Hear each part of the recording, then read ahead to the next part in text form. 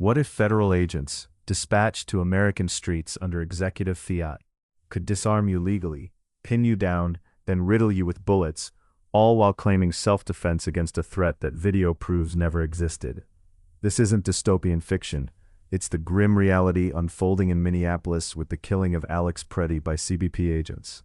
As we peel back the layers, prepare for a revelation. This isn't just tragedy, it's a harbinger of unchecked power eroding the Bill of Rights. First, confront the verifiable footage that exposes the raw sequence. Multiple bystander videos, analyzed by outlets like the Washington Post and CNN, capture Pretti, a 37-year-old VA nurse, standing on a public sidewalk, cell phone in hand, recording federal agents during an immigration raid. When agents shove a woman to the ground, Pretti steps in to shield her. Chaos erupts. Agents swarm him, wrestle him down in a pile of up to 8 officers.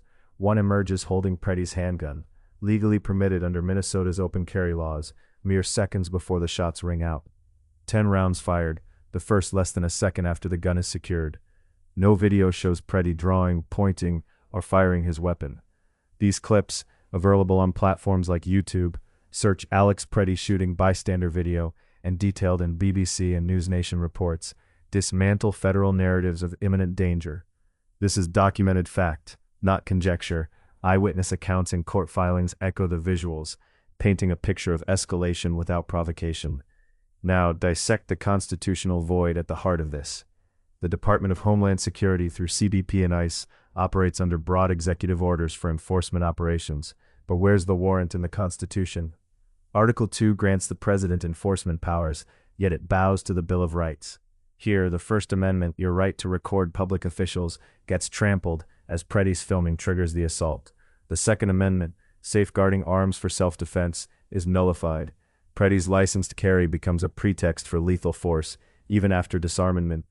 Dive deeper, the Fourth Amendment bars unreasonable seizures and excessive force. Wrestling a non-resisting citizen, deploying irritants, then executing him on the pavement screams violation.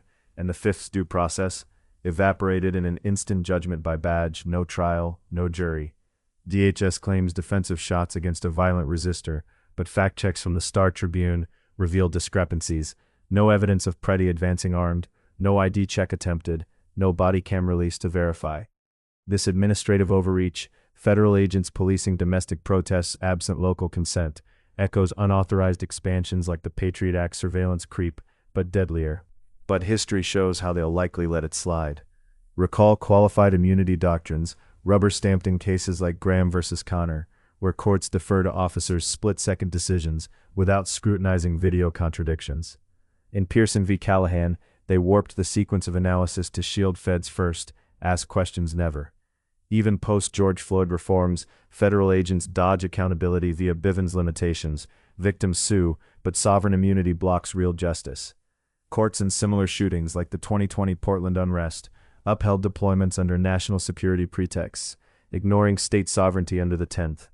They'll cite objective reasonableness here, ignoring how DHS's self-serving statements clash with footage, prioritizing state protection over citizen rights.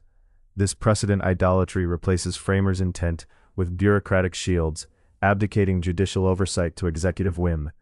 The human cost? Catastrophic. Pretti's family buries a healer who saved lives in VA wards, now vilified as a threat for civic courage. Communities fracture. Minneapolis tallies its 3rd federal shooting in weeks, breeding distrust that hampers local policing. Chief O'Hara notes his force seized 900 guns last year without a shot, yet feds unleash mayhem.